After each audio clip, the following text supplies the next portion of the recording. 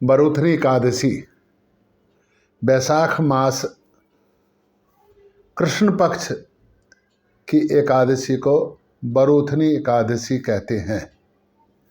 बरूथनी एकादशी, वैसे तो सभी एकादशियों का व्रत करना चाहिए।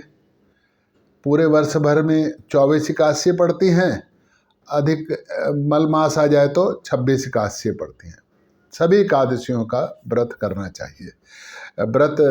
एकादशी का व्रत क्यों करना चाहिए, तो ये एक, पहले मैं इसको धार्मिक रूप से बाद में बताऊंगा, पहले साइंटिफिक रूप से बता देता हूँ कि मावस और पूर्णिमा वाले दिन चंद्रमा का पृथ्वी पर विशेष प्रभाव पड़ता है। आपने देखा होगा समुद्र की लहरें आसमान की तरफ उठती हैं, विशेष उनमें आवेश आता है, क्योंकि जल तत्व है और हमारा पेट से भी जल तत्व है। तो उस वक्त पूर्णमासी और मावस वाले दिन जल तत्व पेट में अधिक होने के कारण से पेट के खराब होने की समस्या रहती है। इसलिए अगर एकादशी वाले दिन निराहार रहा जाए, अब निर्जला एकादशी को तो पानी भी नहीं पीने का विधान है, तो लेकिन बाकी सब एकादशियों को निराहार रहा जाए तो पेट के लिए और अपनी तंदुरुस्ती के लिए ये बहुत ही एक अच्छा उपाय है। और आयुर्वेद में तो, और अब तो एलोपैथी में भी डॉक्टर कहते हैं कि सुपाथ्य खाना चाहिए और एक आध दिन बिना खाए भी रहना चाहिए। तो हमने व्रत की परंपरा करी है, तो 15 दिन में एक बार, महीने में 2 बार एकादशी व्रत करना चाहिए। तो बैसाख कृष्ण पक्ष की एकादशी को बरूथनी एकादशी कहते हैं। इस दिन भगवान के बराह रूप की उपासना होती है। अगर आप और आध्यात्मिक पाना चाहते हैं तो किसी ब्राह्मण को दान करना चाहिए एकादशी वाले दिन और उसका आशीर्वाद लेना चाहिए। उसके बरूथनी एकादशी की कथा है कि एक बार नर्मदा नदी के तट के पास एक राज्य था, मधानता नामक राजा वहाँ पर राज्य करता था। बड़ा धर्मशील था, बहुत ही उसकी सेना और ये सारा कुछ बड़ा मजबूत था। सेनापति बाकी सब लोग राजकाज संभालते थे, महामंत्री सेनापति सब राजा धर्म में लीन रहता था। राजा साधारणतः अपने वो सात्विक आचरण, सात्विक व्यवहार, प्रजा बहुत सुखी थी। एक बारी क्या हुआ कि नदी के तट पर राजा जो है तपस्या कर रहे थे, भगवान की पूजा में लीन थे, तो एक भालू आया। भालू आकर के उनका पैर को चबाने लगा और घसीटता हुआ जंगल में ले गया।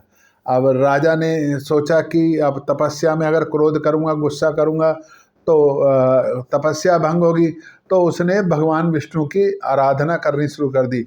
भगवान विष्णु ने तुरंत अपनी शक्ति राजा के पास भेजी और राजा ने उस भालू, उसका राजा भगवान विष्णु ने भालू का संहार कर दिया और भालू मारा गया।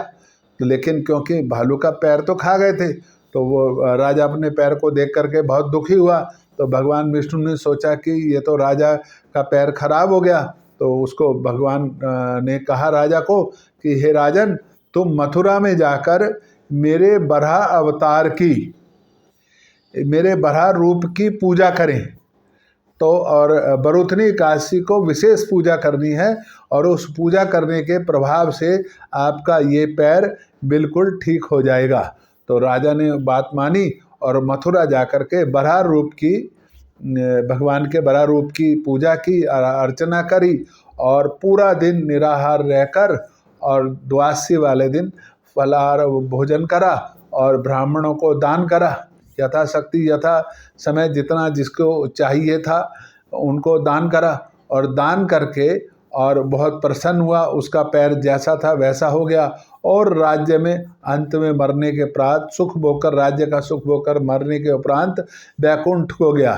तो ये एकादशी का आध्यात्मिक रूप था। और मैंने जो पहले बताया वो एकादशी का वैज्ञानिक रूप है। अगर हमारा स्वास्थ्य ठीक रहेगा, हमारा पेट ठीक रहेगा तो सारा स्वास्थ्य ठीक रहेगा। तो पेट ठीक रखना है तो पूर्णमासी और अमावस्या से 2-3 दिन पहले हमको व्रत करना पड़ेगा। और 2-3 दिन पहले कब एकादशी आती है, तो ये जो हमारे ऋषि मुनियों ने एकादशी व्रत का विधान बताया है, इसको समझ करके हमको उसका पालन करेंगे तो हम, आप समझिए, हम स्वस्थ रहेंगे। और कहते हैं ना, स्वस्थ रहना सबसे बड़ी इस जीवन की पूंजी है। सब चीज छोड़कर चली जाती है लेकिन शरीर की तंदुरुस्ती नहीं जाती। तो एकादशी का व्रत करें। एकादशी के व्रत से शरीर स्वस्थ रहेगा, शरीर स्वस्थ रहेगा तो मन स्वस्थ रहेगा, मन स्वस्थ रहेगा तो विचार अच्छे आएंगे, और जब विचार अच्छे आएंगे तो स्वाभाविक रूप से कर्म भी अच्छे होंगे, और जब कर्म अच्छे होंगे तो अपने आप घर में सुख शांति समृद्धि होगी, और जब घर में सुख शांति समृद्धि होगी तो कोई हमको आगे बढ़ने से नहीं रोक सकता। बोलो विष्णु भगवान की जय। ओम नमो भगवते वासुदेवाय। एकादशी वाले दिन अगर हम व्रत नहीं कर सकते, मान लो हम वृद्ध हो गए हैं, काफ़ी बीमारी है, क्या है, तो सारा दिन कम से कम ओम नमो भगवते वासुदेवाय, ओम नमो भगवते वासुदेवाय, ओम नमो भगवते वासुदेवाय, ओम नमो भगवते वासुदेवाय, इस मंत्र का जाप करना चाहिए। इस मंत्र के जाप करने मात्र से ही परिवार में सुख समृद्धि संपन्नता आ जाती है। तो एक बार पुनः एकादशी वाले दिन ओम नमो भगवते वासुदेवाय का